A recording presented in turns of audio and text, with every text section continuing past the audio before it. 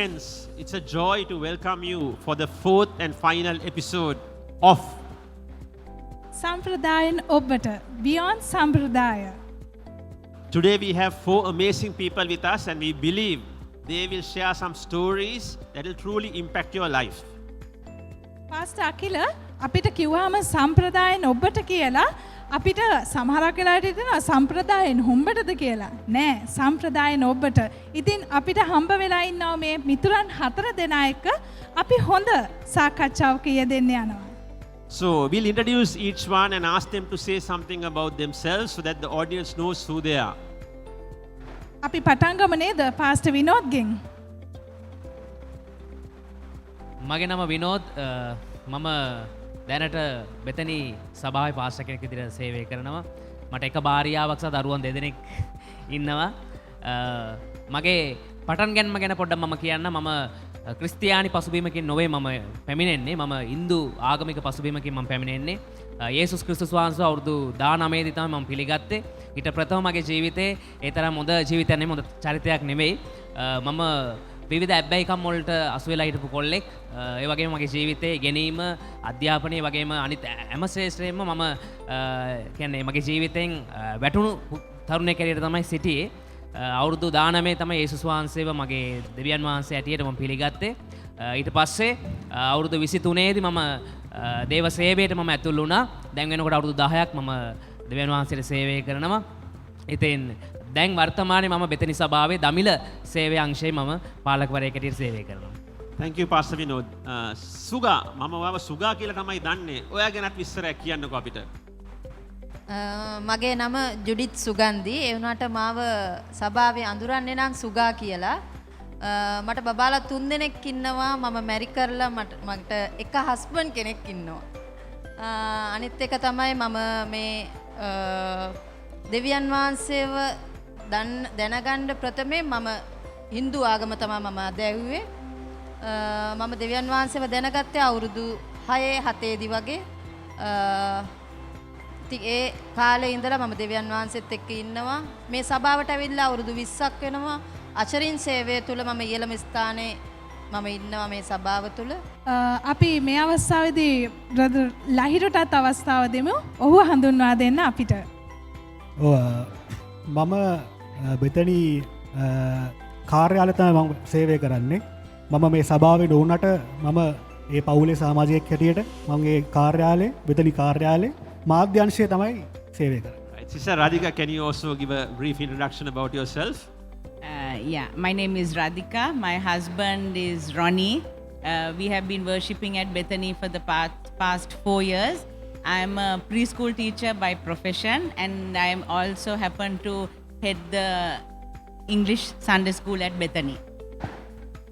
Right, ඉතින් අද අපි අමුතුම තාලේ සංවාදයකට ඇතුල් වෙන්න යන්නේ. ටිකක් අමාරු ප්‍රශ්න ටිකක් අහන්න යනවා. අපි මේ කට්ටියට කීලාවක්වත් නෑද කරන්න යන දේ. මේකයි මේකේ සොඳුරු අත්දැකීම වෙන්න යන්නේ.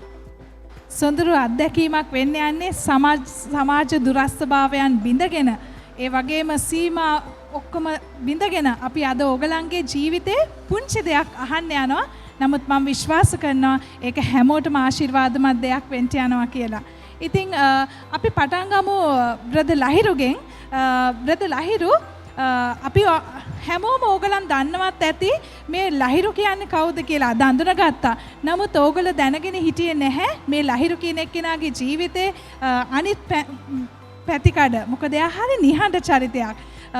සභාවේ බැලුවොත් ඕගොල්ලෝ මේ බලන වීඩියෝ පට එහෙමත් නැත්නම් මොන හරි මීඩියා එකෙන් නිකුත් කරන හැම දෙයක්ම එඩිට් කරන්නේ ඒ හැම දෙයකටම සහයෝගය දෙන්නේ අපිට බ්‍රදර් ලහිරු තමයි. නමුත් තිරේ පිටිපස්සේ ඉඳලා සමහරක් වෙලාවට බේස් ගිටාරක වාදනය කරනවා. මේ ඔක්කොමත් එක්ක බ්‍රදර් ලහිරු කියන්නකෝ ඔයාගේ අත්දැකීම කොහොමද කියලා. බෙතනි සභාවත් එක්ක කොයි වගේ සම්බන්ධයකටද ඔයා ආවේ? ඒ වගේම ලහිරු පෑවේ බෙතනියට කවදාද? ඇතරම අවුරුදු 2කට කලින් තමයි මට මේ කාර්යාලයේ සේවය කරන්න ඊට ප්‍රස්තාව ලැබුණේ. කියන්නේ මට ඒ කාලේ රැකියාවක් නැතුව හිටියා. බොහොම ජීවිතේ කඩා වැටලා තිබ්බේ ඒ කාලේ. ඉතින් ඒ කාලේ පාස්ටර් අකිල සහ මම අඳුරන යාළුවෙක් හිටියා. ඒ යාළුවා පාස්ටර් අකිල හරහා මාව මෙහෙට සම්බන්ධ කරා. සම්බන්ධ කළා මට මෙහි කාර්යාලයේ මාධ්‍යංශයේ ලොකු මගේ තියෙන අත්දැකීම් වලින් මට සේවය කරන්න අවස්ථාව ලැබුණා. ඒක තමයි මට කියන්න තියෙන්නේ. ඉතින් කියන්නකො ප්‍රත ලහිරු ඔයා මොනාද පළවෙනියටම ඉන්ටර්විව් එකක් තියෙනකොට සමුඛ සාකච්ඡාවක් තියෙනකොට ඔයා මොකද්ද මේ පාස්ටර් අකිරගෙන් සහ පාස්ටර් ඩිෂාන්ගෙන් ඇහුවේ? ඔය ඇත්තටම රැකියාවක් නැතුව ඉඳලා එකපාරට රැකියාවකට එන්න වගේ ඉන්ටර්විව් එකක් තිබ්බම ඒ වගේ අවස්ථාවක ඇසිය නූතු ප්‍රශ්නයක් දෝ කියලා හිතුණා. ඒක ප්‍රශ්නය මගෙන් ඇහුවා මගෙන් කැමති ප්‍රශ්නයක් අහන්න කියලා. මම ඇහුවා කොහොමද පාස්ටර් ඩිෂාන්ට සහ පාස්ටර් අකිලට මෙච්චර සල්ලි තියෙන්නේ? ඕගොල්ලෝ කොහොමද දවසක් එක ජීප් එක තව ජීප් එක අනිත් දවසේ මෙහෙම කොහොමද ජීප් මාල් කරන් එන්නේ? ඕගොල්ලෝ සභාවෙන්ද යැපෙන්නේ කියලා මං ඇහුවා. සමහරක් විට රස්සාව නොදීනත් තිබ්බ ඒගොල්ලන්ට ඒ ප්‍රශ්නේ. මං හිතනවා ඒක සමහරක් වෙලාවට මේක වැඩසටහන නරඹන ඔබත් හිතනවා ඇති. එක දවසක එක ජීප් එකක එනවා, පස්සේ බෙන්ස් එකක එනවා, එක එක වාහන වර්ගවල එනවා. ඉතින් ලහිරුට තිබ්බ ප්‍රශ්නය දැන් අවුරුදු 2ක් විතර කාලය ගත වෙලා. ඉතින් බ්‍රදර් ලහිරු මොකද හිතන්නේ? අවුරුදු 2කට පස්සේ මේ ප්‍රශ්නේ ඔයාට කවුරු හරි ඇහුවොත් ඔයා මොකද දෙන උත්තරේ? ඔය ඇත්තටම ඒක කාලේ ගත කරනකොට තමයි තේරෙන්නේ.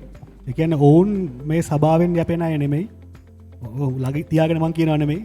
ඔවුන් මේ සභාවෙන් යැපෙන්නේ නැහැ. ඔවුන් වෙන මාර්ගවලින් වෙන ව්‍යාපාරවලදීලා මේ සභාවේ කටයුතු වලට බාධා වෙන්නේ නැතුව ඒ දේවල් කරලා ඒගොල්ලෝ මේ සභාවට සෑහෙන්න දායක වෙනවා දේවල් වලදී. ඒ වගේම අපිටත් සමහරලාට පොඩි දේවල් දෙනවා ඉතින්. බොහොම ස්තුතියි. සාම්ප්‍රදායෙන් ඔබට ගියපු කතාවක් තමයි ඒ ඔබ ඇහුම්කන් දුන්නේ. තැංක යු ලහිරු. ඉතින් අපි මේ සාකච්ඡාව කරගෙන යන්නේ බලන්න හැම කෙනෙක්ටම මේ වගේ අදහස් ගැන පොඩ්ඩක් හිතන්න. බෙතනි සභාවේ අපි හැම පාස්කේටම කියන්නේ ව්‍යාපාරයක් කරන්න. ඔබ තනියෙන් හිට ගන්න ඕනේ. ඔබ හිටගන්න අඩිය තිබෝ දෙවියන් වහන්සේ ඔබට ආශිර්වාද කරනවා අනිවාර්යයෙන්. දැන් ව්‍යාපාර කියද්දි මම හිතන්නේ අපි සුගාගෙන් ව්‍යාපාර ගැන යමක් අහන්න ඕනේ. සුගා ඔයා ව්‍යාපාරයක් කරනවා කියලා අපි දන්නවා.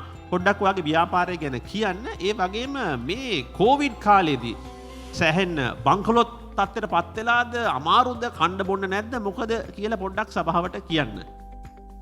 ඇත්තටම මේ කාලය තුලදී ඇත්තටම දෙවියන් වහන්සේ බොහෝ ලෙස ආශිර්වාද කරලා තියෙනවා මගේ ව්‍යාපාරය තුල.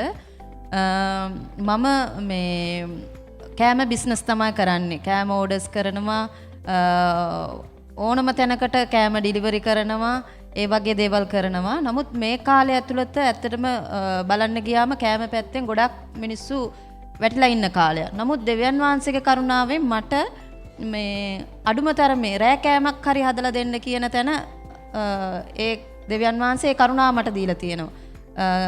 සමහරක් අය මට කෝල් කරලා කියනවා රෑ කෑමක් හදලා දෙන්න, උදේ කෑමක් හදලා දෙන්න. ඒ කියන්නේ සමහරක් වෙලාවට මේ කාලෙදී මේ ඉන්නේ මිනිස්සු ගෙවල් වල එළියෙන් කන්න බලාගෙන නෙමෙයි. නමුත් ඒ කාලෙදී පවා දෙවියන් වහන්සේ මට උපකාර කරලා තියෙනවා. මිනිස්යන් ලැබුවා මේ මගේ ව්‍යාපාරය ඉදිරියට ගෙන යන්න මොනවා හරි දවසකට මට කොහොම හරි මොනවා හරි කෑම වේලක් හදලා දෙන්න කියලා මට අනිවාර්යයෙන්ම ඕඩර්ස් එනවා. ඒක දෙවියන් වහන්සේ මට දීපු වරප්‍රසාදයක්.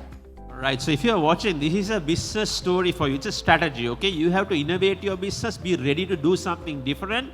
And if you have a mindset, I am going to make this happen, there is a model available. So Suga's story is all about that. She has become a quick delivery service provider. She does multiple packs overnight. She's on the phone. Her business model has changed and she is prospering. But there is a secret. Now we want to get the secret because the secret will make a difference. දැන් මේ business එකේ රහසක් තියෙනවා. අනිවාර්යෙන් තියෙන්න ඕනේ නැත්තම් බෑ. මොකද අපි කැම business කරන ගොඩක් කට්ටියව දන්නවනේ නේද? ලලා නේද? මොකද්ද දන්න එයාට තියෙන රහස? මොකද්ද ඔයා හිතන්නේ? ඒක නම් අහන්න මමත් හරිම ආසාවෙන් බලන් හිටියේ. ඇත්තටම මගේ රහස තමයි ප්‍රථමයෙන්ම මම දෙවියන් වහන්සේට විශ්වාසවන්තව ඉන්නවා. අනිත් එක තමයි මගේ ඕනම මගෙන් කෑම එකක් බලාපොරොත්තු වෙන ඕනම කෙනෙකුට මම විශ්වාසවන්ත ඉන්නවා. අනිත් එක තමයි දෙවියන් වහන්සේගේ රාජ්‍යයට මම දසෙන් කොටස උපරිම ලෙස මගේ දසෙන් කොටස වපුරනවා. ඒ වගේම දේව සභාවට අවශ්‍ය සෑම අවස්ථාවකදීම මගේ වැපිරීම තියෙනවා. ඉතින් දෙවියන් වහන්සේට සේවය කරන්නද මම කොයි වෙලේකවත් මැලි කරන්නේ. මගේ බිස්නස් එකට මම කොච්චර මගේ කාලය මුදල් වැය කරනවද ඒ හා සමානව මම සභාවත් එක්කත් ඉන්නවා. ඒක තමයි මං හිතන්නේ මගේ රහස. බොහොම ස්තුතියි. මං හිතනවා ඒක අපිට හරිම සුවිශේෂී වදන් කිහිපයක් සිස්ටර් සුගාගෙන්. මං හිතනවා පාස්ටර් අකිල අපි දැන් පුංචි ගීතයකට ඇහුම්කන් දුන්නත් හොඳයි කියලා. අපිට හොඳ වාදකයෙකුත් ඉන්න නිසා සුවඳ දැනී දැනී දැනෙනවා උදා හිරුවෙලියේ අලුත් ඉරක් දෝමේ හිතට ගලනවා හිත බිඳු බිඳු සින්පිනි උලඟේ හිනස්සාහිත හැඳුම් සුවඳ දැනී දැනී දැනෙනවා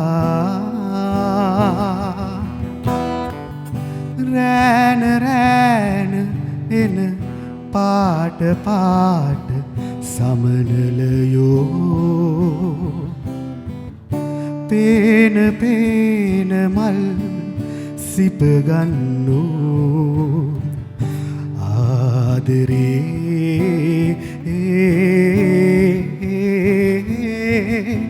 ඔච්චම් කර කර අංකිති කවනා ආදරේ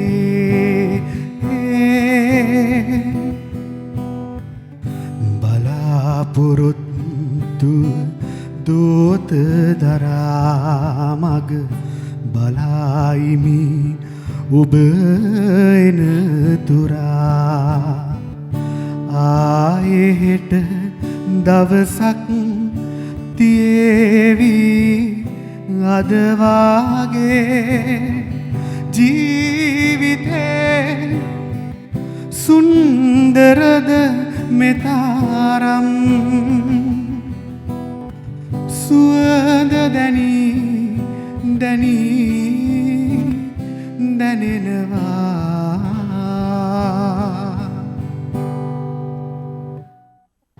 සුවඳත් එක්ක අද පොඩි අමුත්තක් මම දැක්ක අපේ පාස්ට විනෝද් සභාවට එද්දී.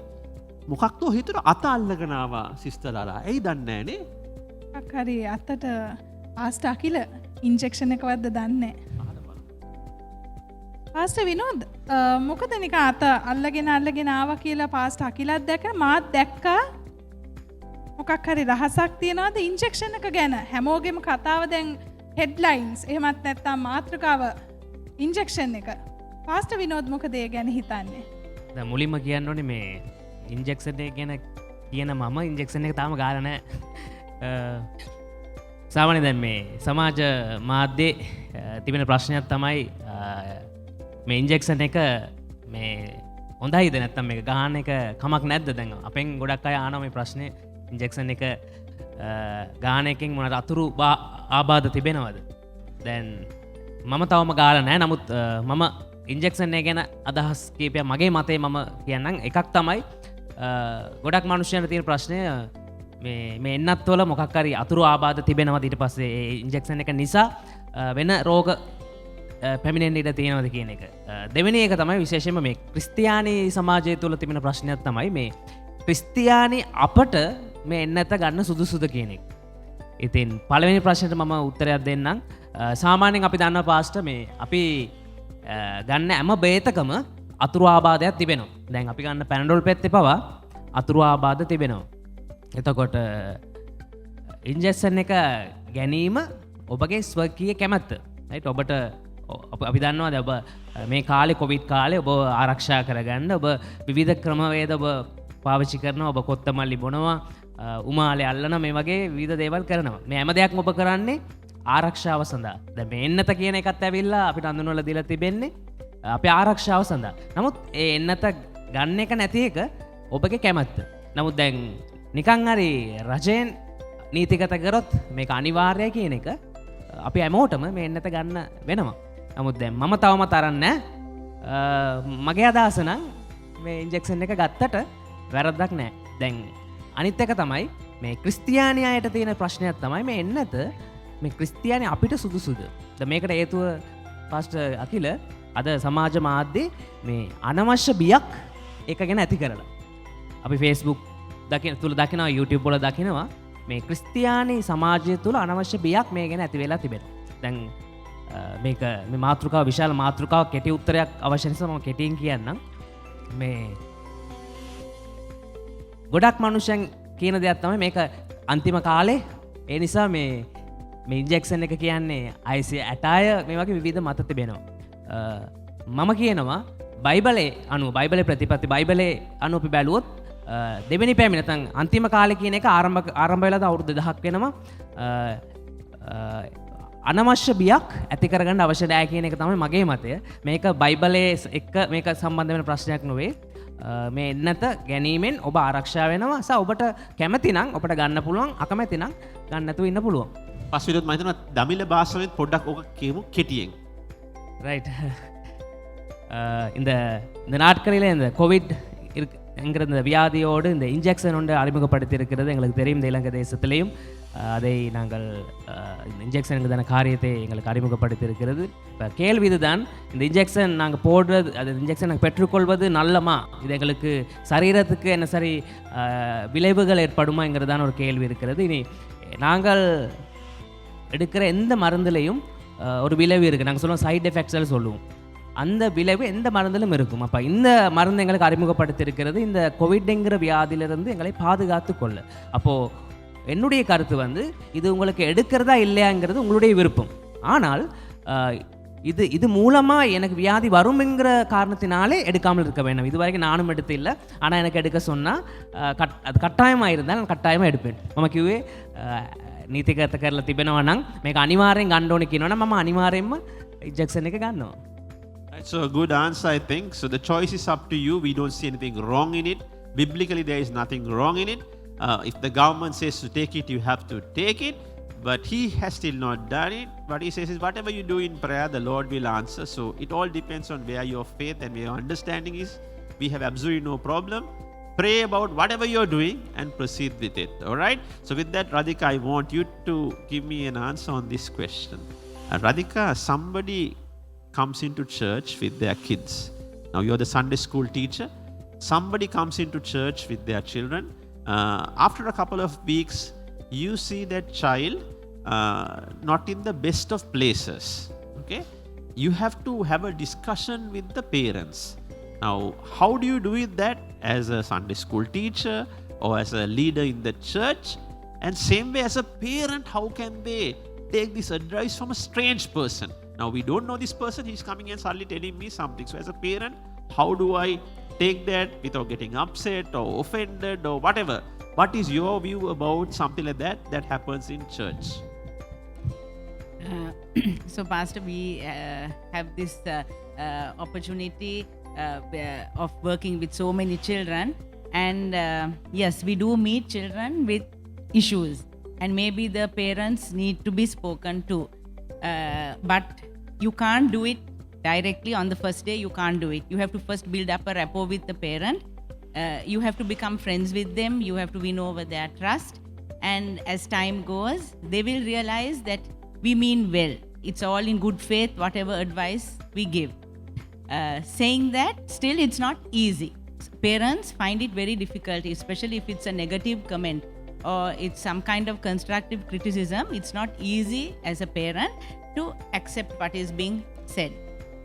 I had that personal experience, and it all depends on your attitude. I think attitude plays a big part. As parents, we need to correct. I am a mom of 3 children. And 2 are teenagers. One is my spiritual daughter who is much older. And attitude is a big part. If someone from outside gives me advice on anything, I have to take it with an open mind. So I had this, I like to share this experience where I had with Pastor Akila, where I don't know whether you remember, Pastor, you came over to my place, and after a prayer meeting we had dinner, and my daughter had left her unwashed plate on the sink, and she had gone off. And then you went into the kitchen and you asked, whose plate is this? So I identified it as my daughter's plate, and you said, can you please call her out of her room? And you went and told her, you know, you need to wash your plate. Mommy can't keep washing your plate. You're a big girl now. You need to go and wash your own plate. So my daughter did get huffed about it. She was not happy to, she was not at all happy to get that correction, as no one would be. And she did get upset about it. And so it all depended, it was in our hands as parents, my husband and I, how we reacted. So there are two things that we could have done.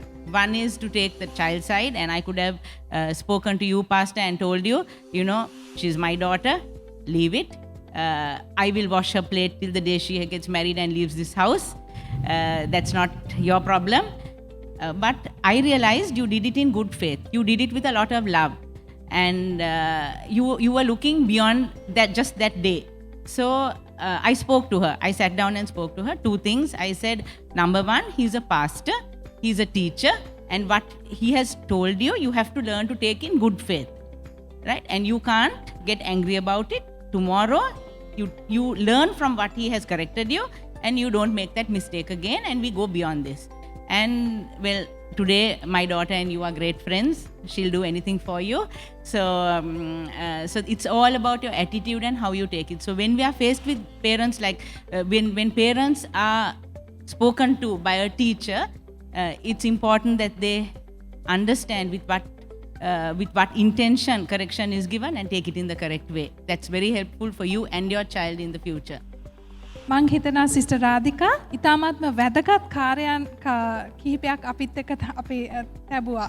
විශේෂයෙන්ම ඇය ගනුදෙනු කරනකොට Sabbath පාසල් ගුරුවරියක් පාලිකාවක් වශයෙන් එයාට නිතරම මුණ ගැහෙන්න ලැබෙනවා දෙමාපියන් එක්ක දරුවන් සම්බන්ධව නිවැරදි කිරීම සම්බන්ධයෙන් ඒ දරුවන්ගේ විනය සම්බන්ධයෙන් දේවල් කතා කරන එක ගැන. ඉතින් අපේ සිස්ටර් රාධිකා එයාගේ අත්දැකීමක් එයා බෙදාගත්තා. පාස්ට් අකිල එක්ක තිබුණා වූ දරුවත් එක්ක හරි ගැස්වීමක්, ඒ කියන්නේ ඒගොල්ලන්ගේ ගෙදරට ආරාධනාවක් ලැබිලා ආපු වෙලාවකදී එයාගේ දුව, සිස්ටර්ගේ දුව කෑම කාපු පිඟාන හොදන්න නැතුව තියලා ගිහිලා තිබ්බා. සාමාන්‍ය පුංචි දරුවෙක් වගේ. නමුත් පාස්ට් අකිල ඒ වෙලාවේදී හරි ගැස්වීම ගෙනෙනකොට සිස්ටර් රාධිකා ඉඳන් කිව්ව විශේෂ කාරණාව තමයි දෙමාපියන් හැටියට අපගේ ආකල්ප කියන එක ඉතාමත්ම වැදගත් කියන එක.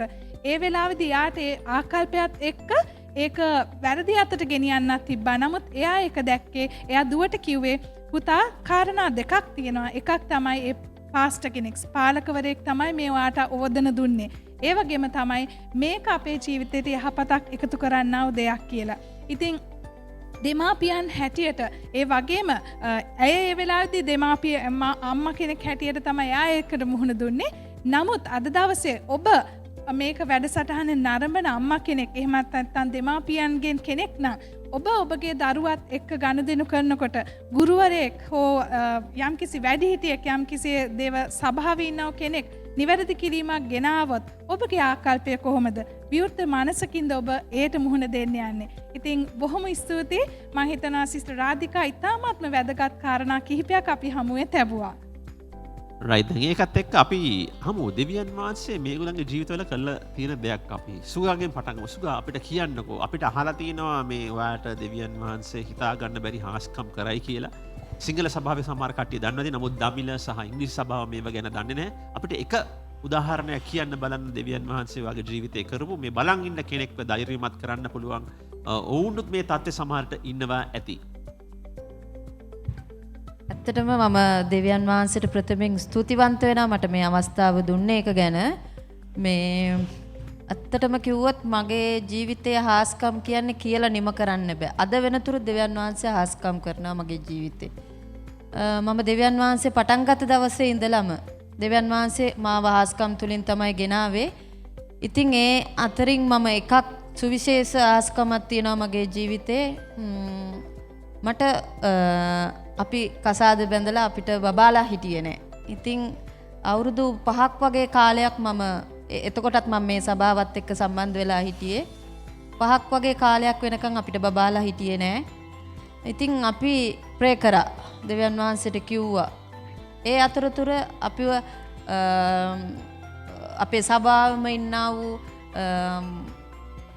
අපිත් එක්ක හොඳ සම්බන්ධකමක් තියෙන ටීචර් කවුද ටෙක්ලා ටීචර් එයා අපිව ගොඩාක් ડોක්ටර්ස්ලා ළඟට සහභාගී කෙරෙව්වා. ඉතින් මේ ඒ අවස්ථාවේදී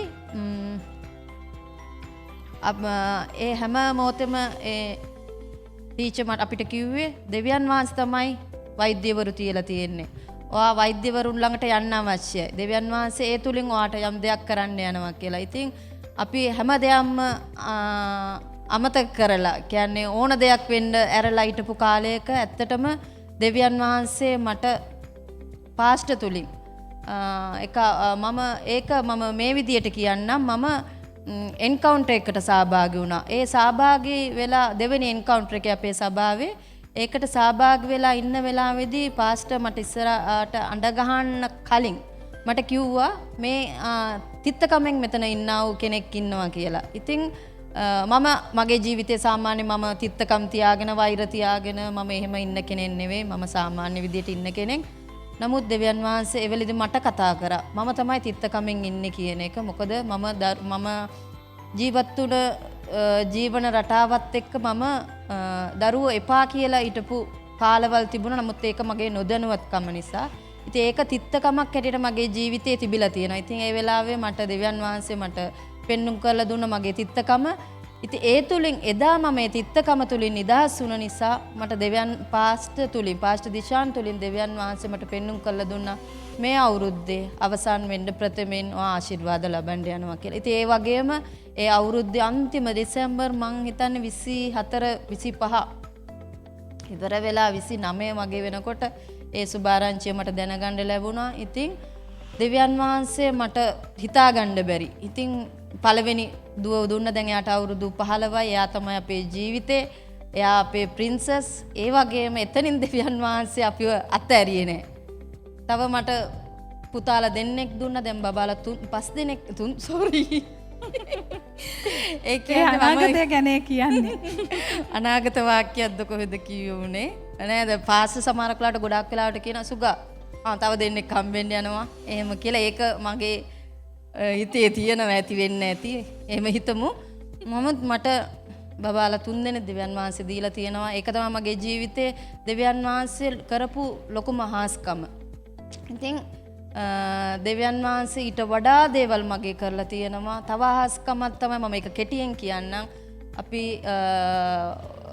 කැම්ප් එකක් සහභාගී වෙලා ඉද්දි පාස්ටර් දිශාන් මට කිව්වා ඔයා 2021 දී ඔයා නිවසක් ලබා ගන්න යනවා කියලා. ඇත්තටම ඒ ගැන පාස්ටර්ත් එක්ක අපි ඇවිල්ලා කතා කරනකොට පාස්ටර්ට මතක නැහැ.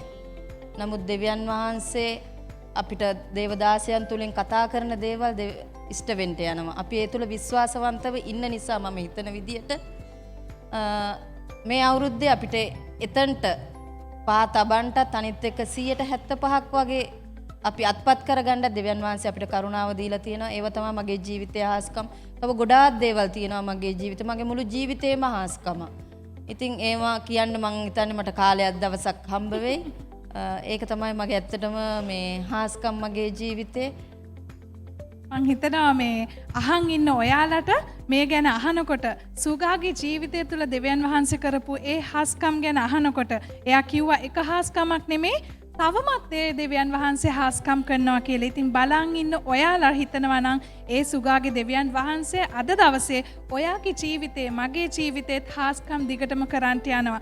සුගා කිව්වා අවුරුදු එයාගලන්ගේ පවුලේ කොහොමද දරුවන්ගේ දරු සම්පතුන් වහන්සේ දුන්නා වගේ 2021 හැමෝම හිතන්නේ ඉතාමත්ම අභියෝගාත්මක කාලයක්. 2021 කවුරුත් දේවල් අත්පත් කරගන්නේ නැති අමාරු කාලයක් කියලා. එහෙමත් නැත්නම් ව්‍යසනයක් තියෙනව කාලයකදී කොහොමද මේ දේවල් කරන්නේ කියලා. නමුත් ව්‍යසනවල් මැද්දේ සුගා අපි විශ්වාස කරන දෙවියන් වහන්සේ තවමත් මේ ලෝකයේ සර්ව බලධාරී වූ දෙවියන් වහන්සේ. ඉතින් අපි සුගාගේ ජීවිතය තුළ ඇගේ හාස්කම් ගැන ඇහුවා වගේම අපි යොමු වෙන්න යනවා කලින් සුවඳ ගෙනාවා වූ ඕගලන්ගේ ආලින්දයට අපේ ලහිර සහෝදරයාගෙන් එයාගේ ජීවිතය තුළ දෙවියන් වහන්සේ තවත් සුවිශේෂ කළ දේවල් කළා තියෙනවා. පුංචි දියණියන් දෙදෙනෙක් ඉන්නවා කිව්වා, ලස්සන බිරිඳක් ඉන්නවා කියලා කිව්වා. අපි අහමු මම කියනවට වඩා ඒක සුන්දරව ලහිරු කියයි කියලා මම විශ්වාස කරනවා. ඔව් මගේ ගත්තත් මේ සිස්ටර්ගේ වගේම තමයි වසර 5ක් අපිට දරුවෝ හිටියේ නැහැ. තාක්ෂණයේ තියෙන උපරිම වියදම් කළා ඒ තාක්ෂණයෙන් තියෙන සියලුම දේ කරලා අවසන් වුණා. ඒ හැමදේම අසාර්ථක වුණා. සියලුම ඒ කියන්නේ තාක්ෂණය දෙවියන් වහන්සේ අභිභවා යන්න බෑ කියලා මම තේරුම් ගත්ත ඒ කාලේ. අවසානිත ඔක්කොම නැවැත්තුවට පස්සේ මේ අපිට ළමයි ඕනේ නැහැ කියලා අපි හිතමින් යාඥා කරමින් අපි ස්තුති කරමින් ඉන්නකොට දරුවා ඇත්තරම හටගත්තා පලින් දරුවා මට හම්බුණා ඇත්තරම එක ලොකු ආශීර්වාදයක් වුණා ඇත්තරම ලොකු සතුටක් වුණා සියලු දේ අතහැරියට පස්සේ තමයි ඇත්තම දරුවා හම්බුනේ ඊට පස්සේ එතනින් නැවතුන්නේ නැහැ ඇත්තරම ඉල්ලුවේ අපි එක දරුවයි තව වසරක් ගියාම තව දරුවෙක් ඇත්තරම මගේ භාර්යාවගේ කුසට පැමිණියා වෛද්‍යවරු පවා කිව්වා ඇයි එහෙම තීරණයක් ගත්තේ මොකද ඒක මෙඩිකල් ගත්තොත් හොඳ නෑ මේ අර තීස කරලා ගත්තු නිසා ප්‍රශ්න මතුවෙන්න පුළුවන් ඇයි මෙහෙම දෙන්නෙක් හැදුවේ කියලා අපිට බැන්නත් එක්ක දෙවෙනි දරුවා හම්බෙන්න මාස 3ක්වත් නෑ ඒ වෙද්දි වයිෆ්ට පැපුලා රෝගේ හැදුනා පැපුලා රෝගේ හැදුනම ඇත්තටම ඔබ දන්නවා ඇති මොන වගේ තත්ත්වයක් උදා වෙන්න කියලා මාස 3ක්වත් තිබ්බේ නෑ ඒ කාලේ මාස ආය 6ක් වගේ යනකොට එක ටෙස්ට් එකකදී ඒ දරුවා බඩගින් දරුවට ඩවුන් සින්ඩ්‍රෝම් තියෙනවා කියලා හොයාගත්ත වෛද්‍යවරු එක පරීක්ෂණයකින් ඇත්තරම අපි ඉල්ලුවේ නැති දරුවෙක් ඇයි මේ වගේ ලෙඩක් එක්ක දෙවියන් වහන්සේ දුන්න කියලා ප්‍රශ්නයක් ඇත්තරම ආවේ නැහැ නෙමෙයි ආවා. නමුත් යාඥාවෙන් හිටියා ඒ කාලේ මට මෙහි කාර්යාලි රස්සාව රැකියාව ලැබුණේ ඒ කාලේ සේවය කරන්න. ඇත්තම පාස්ටර් පීටර් මාත් එක්ක යාඥා කරලා තියෙනවා ඒ සම්බන්ධව මම ඔහුට ගිහිල්ලා කියලා තියෙනවා මේ ප්‍රශ්නේ. ඇත්තටම ඒ යාඥා කරලා මාසයක් විතර ගියාම ආයේ ටෙස්ට් එක රිපීට් වෙන තිබ්බා. ડોක්ටර්ස්ලා කිව්වා නැති කරගන්න කියලා ඕන්න ළමයාව. ඒගොල්ලෝ ලියලා දෙන්නම් නැති කරගන්න ඔෆිෂියලි නීත්‍යානුකූලව නැති කරන්න පුළුවන් කියලා. නැති කරගන්න උත්සාහයක් තිබ්බේ නැහැ අපේ. ඇත්තටම ඊළඟ ටෙස්ට් එකේදී ડોක්ටර්ස්ලා කිව්වා ඒක ඉවත් වෙලා තියෙන්නේ. නිරෝගී දරුවෙක් ඔබට හම්බෙන්න ඉන්නවා කියලා.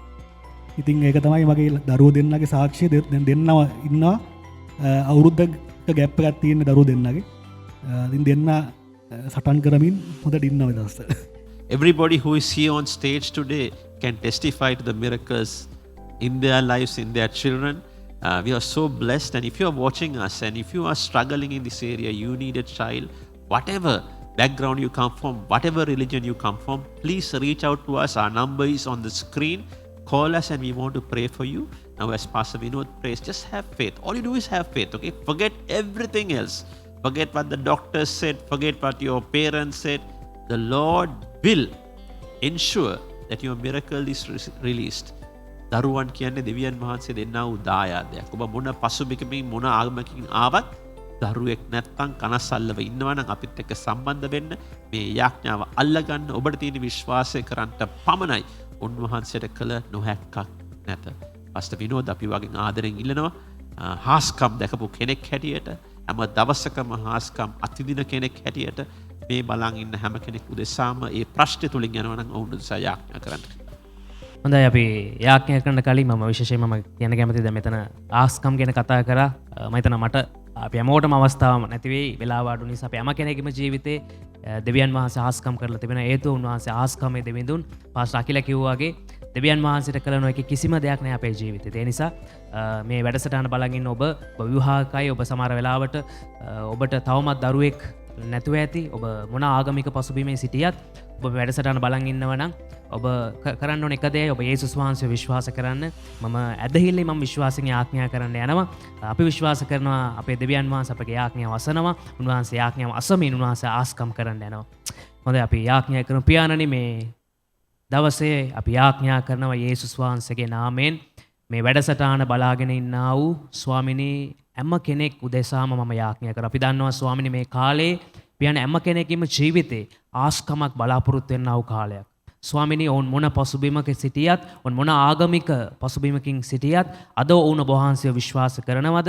පියාණනි මම යාඥා කරනවා යේසුස් ක්‍රිස්තුස් වහන්සේගේ නාමයෙන් ස්වාමිනී ඔවුන්ගේ ජීවිතවලට වහන්සේ ආස්කමක් නිදහස් කරන්න. විශේෂයෙන්ම මේ වැඩසටහන බලන් ඉන්නා වූ පියාණන් වහන්සේ විවාහ වෙලා තවමත් දරුවෝ නැතිව ස්වාමිනී බලාපොරොත්තුෙන් ඉන්නා වූ හැම ස්වාමිනී දෙමව්පියන් උදෙසා මම යාඥා කරනවා දැන් යේසුස් ක්‍රිස්තුස් වහන්සේගේ නාමයෙන් දැන් ඔවුන්ගේ කුස තුල දැන් ආස්කම ආස්කමක් සිදුවෙන්න ඕනේ. ඒ බලාපොරොත්තුවෙන් පියාණි සිටින පියාණි දරුවෙක් උදෙසා බලාගෙන සිටින පියාණි වහන්සේ ඒ සෙනගට දැන් වහන්සේගේ ආස්කම නිදහස් කරන්න මම යාඥා කරනවා යේසුස් වහන්සේගේ නාමයෙන් ඒ දරුවා නැති කුසය දැන් ආශිර්වාද ලබනවා. දැන් ඒ කුසයට වහන්සේගේ ආස්කමක් අපි දැන් නිදහස් කරනවා. දැන් පියාණනි යාඥා කරන ආස්කම බලාපොරොත්තු වුණ අම්ම කෙනෙක්ගේම ජීවිතවල වහන්සේ ආස්කම නිදහස් කරලා තිබෙන නිසා අපි ස්තුති කරනවා යේසුස් වහන්සේගේ නාමයෙන්. පාස්ටර් විනෝද වැන්දබුවක් එහෙමත් නැත්නම් දික්කසාද වූ කෙනෙක් සභාවට පැමිණෙන අපේ ප්‍රතිචාරය මොන වගේ වෙයිද?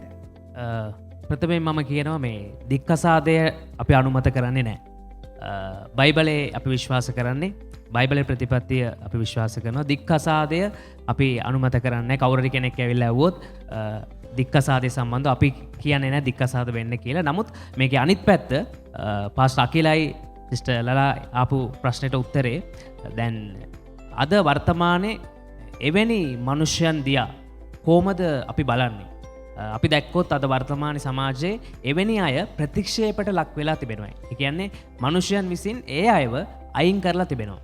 මොන හේතුවක් නිසාද දන්නේ නැහැ. නමුත් පාවුල්තුමා දේ වචනේ අපිට කියනවා අපිට ක්‍රිස්තුස් වහන්සේගේ සිත තියෙන්න ඕනේ කියලා. දැන් ක්‍රිස්තුස් වහන්සේ මේ ස්ථානයේ සිටියනම් ඒ වගේ මනුෂ්‍යයන් දිහා උන්වහන්සේ කොහොමද බලන්නේ? දැන් අපි සම්පූර්ණයෙන් අපි එකඟයි මොකද්ද? අපි දික්කසාදට අපි විරුද්ධයි.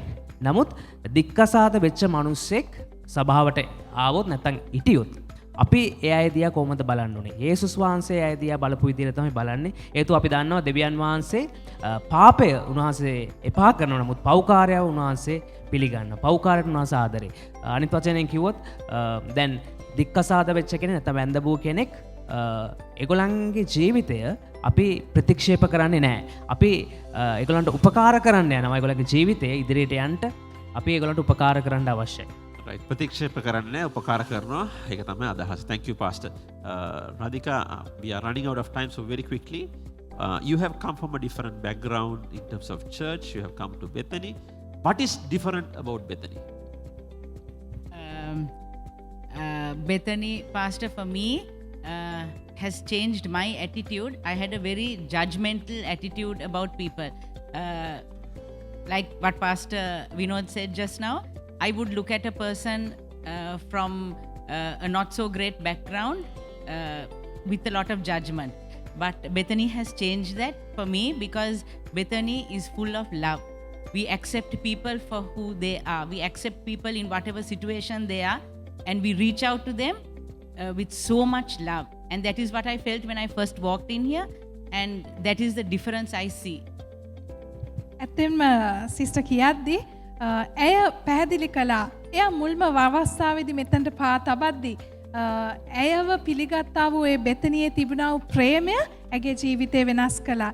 ඒ වගේම තමයි ඇය එකඟ වුණා පාස්ටර් විනෝද් කිව්වත් වගේ ඒ කාරණාත් එක්ක ඒ වගේම අපගේ ආකල්ප ඒ දේවල් එක්ක කොහොමද අපි ගනුදෙනු කරමින් ඉස්සරහට යන්නේ කියලා. right වෙලාව නිසා අපි හතර දෙනාටම දෙනවා අවස්ථාවක් තප්පර 30යි. 30ට වඩා යන්න බෑ. කැමර එකක් කරන තප්පර 30න් පණිවිඩයක් දෙන්න බලන් ඉන්න කට්ටියට කැමැතිම දෙයක්. පාස්ටර් විනෝද්ගෙන් අපි පටන් ගමු. මේ කාලේ වර්තමානයේ අපි දන්නවා හැම කෙනෙක් තුළම බියක් තිබෙනවා මේ තිබෙනා වූ තත්ත්වය ගැන. විශේෂයෙන්ම මේ වැඩසටහන බලන් ඉන්න අපේ සහෝදරයන්ට මම කියන්න කැමතියි. ඔබ ඔබේ බලාපොරොත්තු අත්හරින්න එපා. හැමදේටම කාලයක් තිබෙනවා. මේ කාලය වෙනස් වෙන්න යනවා. ඔබ දෙවියන් වහන්සේ විශ්වාස කරන්න. මන්ද දෙවියන් වහන්සේ ඔබේ ජීවිතේ දමලා තිබෙන සැලසුම් ඔබට ඔබගේ ජීවිතේ දබා තිබෙන සැලසුමට වඩා යහපත් එක විශාලයි. ලහිරු මගේ අර සාක්ෂියද කිව්වා වගේ ඇත්තම තාක්ෂණයට කවදාවත් දෙවියන් වහන්සේ පරදවන්න බෑ. ඒ නිසා දෙවියන් වහන්සේ කැමැත්ත නැතුව තාක්ෂණයක් නැහැ. ඉතින් ඒක විශ්වාස කරන්න කියලා මම over to you, Radhika. My advice would be to just cling on to Jesus at this time. There's nothing greater. There's nothing more that I can give your friend or anyone who asks me what my secret of life is, just to cling on to Him for dear life. In this or in whatever situation you're faced with, just hold on to Him. He'll never let go. He'll never let you down. Sugandhi van Langenberg ඔයාගේ පණිවිඩය දෙන්න. ඇත්තටම මේ මාව සභාවේ දකින්නේ මාව තමා දකින්නේ ගොඩක් වෙලාවට සුගන්ධි කියන චරිතය. නමුත් මගේ චරිතය පිටිපස්සේ තව ලොකු චරිතයක් තියෙනවා. ඒක ඒ චරිතය ඔයාලා සමහරක්ලට දකින්නේ. ඒ චරිතය තමයි ඇත්තටම මගේ හස්බන්ඩ් ජූඩි. එයා තමයි ඇත්තටම මගේ හැම දෙයකටම හීරෝ. ඉතින් මම මෙහෙම නිදහසේ ඔයාලා දකිනවා මගේ ස්වභාවය මම නිදහසේ දේවල් කරන්න.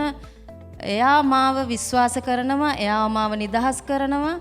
ඒ නිසා තමයි මම ස්වභාවය ඇත්තටම මාව ඔයාලට මේ හැමතිස්සෙම හැම ආකාරයෙන්ම මාව දකින්න හම්බෙන්නේ හැම දෙයකදීම දකින්න හම්බෙන්නේ. ඉතින් මම ඇත්තටම මට දෙන්න පුළුවන් පණිවිඩය ඔයාලගේ භාර්යාවත් ස්වාමි පුරුෂයනි ඔයාලගේ භාර්යාවත් නිදහස් කරන්න දෙවියන් වහන්සේගේ දේවල් වලට එවිට ඇත්තටම සභාවටත් තමන්ගේ පවුලටත් මේ දේශයට ලොකු බලපෑමක් කරන්න පුළුවන් ඔයාගේ වයිෆ් තුලින්. ඒ නිසා මම ඉල්ලන්නේ හස්බන්ඩ්ලට මම දෙන පණිවිඩය තමයි නිදහස් කරන්න. ඒ නිසා තමයි මට ඇත්තටම මම ජයග්‍රහණය කර තිබෙන දේවල් ජයග්‍රහණය කරගත්තේ ඒ මගේ ස්වාමි පුරුෂයා නිසා. රයිට් අපි අන්තිම විනාඩි 2 ඉන්නේ. අපි දෙනවා ඕගලන්ට අවස්ථාවක්. අපෙනුත් ඕන ප්‍රශ්නයක් අහන්න. ලලා නම් මේක රෙඩි වෙලා දන්නෙත් නැහැ ඉතින් මම නම් කොහොමත් මරේ කමක් නැහැ. අපෙන් ඕන ප්‍රශ්නයක් අහන්න ලලා අපි දෙන්නම තප්පර 30න් උත්තර දෙන්න ඕනේ. මම අහන්නම් ලලාගේ ප්‍රශ්නයක්. අපි හැමතිස්සෙම දකින්නේ පාස්ට් ජූඩ් තමයි සේවය කරනවා, ෆුල් ටයිම් කරනවා. නමුත් ලලා ජොබ් එකක් කරගෙන එයා මම දකින්නේ සේවය කරනවා. නමුත් ෆුල් ටයිම් වර්කර් කෙනෙක් හැටියට පාස්ට්ත් එක්ක උරට උර ගැටෙන්න එයත් එක්කම සේවය කරොත් හොඳයි කියලා මට හිතෙනවා. මොකද ඔයාට ඒ ගැන හිතෙන්නේ. ඇයි ඔයා එතනට තාම ආවේ නැත්තේ? මං හිතනවා සම්ප්‍රදායෙන් ඔබට කියන්නවා මේ වැඩසටහනේ හොඳ ප්‍රශ්නයක් සුගා මගෙන් ඇහුවේ. හැමෝම හිතන්නේ පාස්ටර් කෙනෙක් එහෙමත් නැත්නම් පාලකවරයෙක් එක්ක බිරිඳ නිතරම සේවයේ ඒ විදිහට ඉන්න අවශ්‍යයි කියන එක. ඒකට කාලයක් තියෙනවා. එහෙම ඉන්න ඔබ ඉන්නවා නම් බිරිඳක් හැටියට ස්වාමි පුරුෂයා එක්ක සේවයක් කරමින් ඒක ගොඩක් හොඳයි. නමුත් මම විශ්වාස කරන දේ තමයි මේ හැම දෙයකටම කාලයක් තියෙනවා සුගා. දෙවියන් වහන්සේගේ කැඳවීමේ කාලය එහෙමත් නැත්නම් කයිරෝස් ටයිම් එක එනකොට තමයි එහෙමත් නැත්නම් සුදුසු කාලය උන්වහන්සේ නියම කරනකොට අපිට එන්න පුළුවන් වෙයි. නමුත් මම පෞද්ගලික වශයෙන් ඇයි මම බිරිඳක් ලෙසට ඇයි මම පාස්ටර් එක්ක සේවය දේවල් වලට මම කටයුතු නොකරනවා නෙවෙයි කරනවා. නමුත් මිනිස්සු බලාපොරොත්තු වෙන සාම්ප්‍රදායික බිරිඳක් ලෙස ඒ සභාපාලකවරයාගේ පස්සෙන් ඉඳගෙන ඉන්න කෙනෙක් නොවේ. නමුත් මම දෙවියන් වහන්සේ ඉස්සරහා තියෙනව වව් එකක් ඒකත් නැත්නම් උන්වහන්සේත් එක්ක මං ගිවිසුමක් කරගත්තා.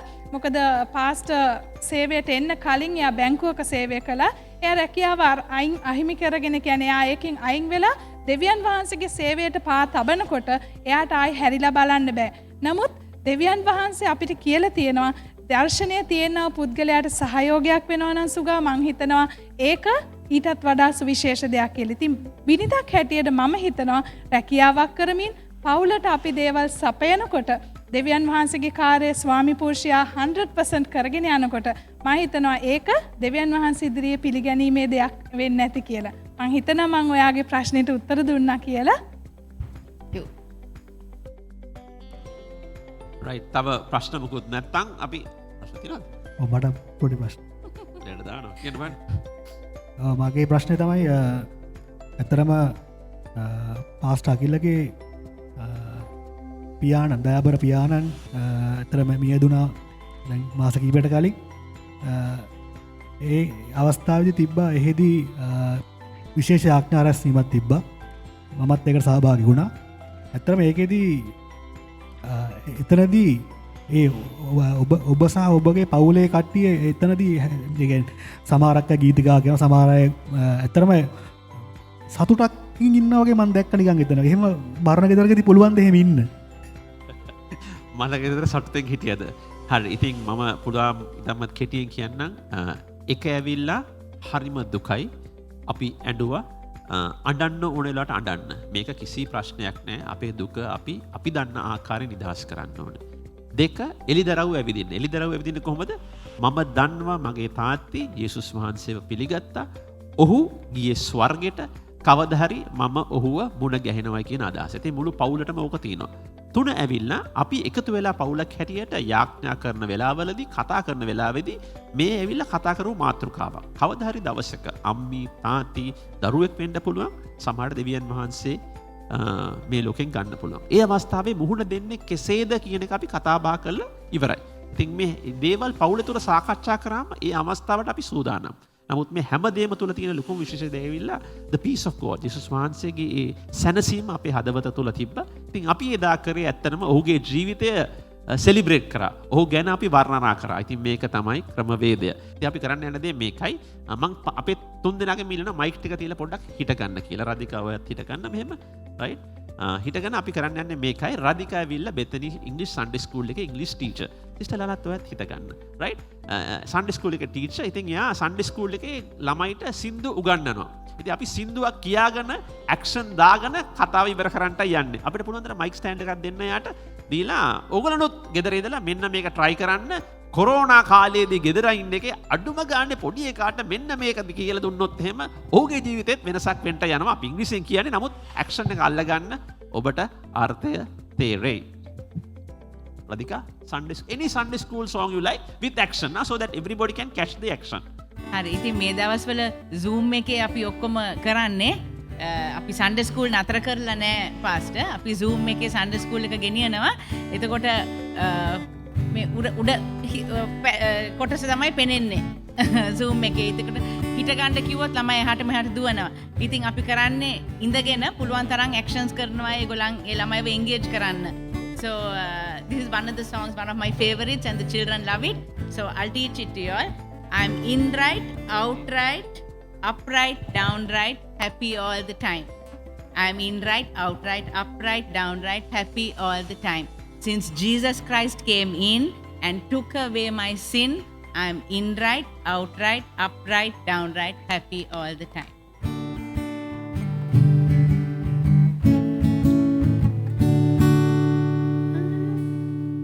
I'm in right, outright, upright, downright, happy all the time. I'm in right, outright, upright, downright, happy all the time. Since Jesus Christ came in and took away my sin, I'm in right, outright, upright, downright, happy all the time. Right, thank you very much for watching. Please share this with your friends. I hope you are encouraged. Think differently. Come away from all the old mentality.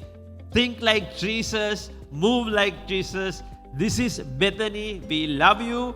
We are always there for you. With you, praying for you. Anything you need, you just call us. We are your friends always. සම්ප්‍රදායෙන් ඔබට ගියා වූ මේ අපගේ වැඩසටහනට සහභාගී වූ ඔබ සියලු දෙනාට උන්වහන්සේගේ නාමයෙන් ආශිර්වාද කරනවා.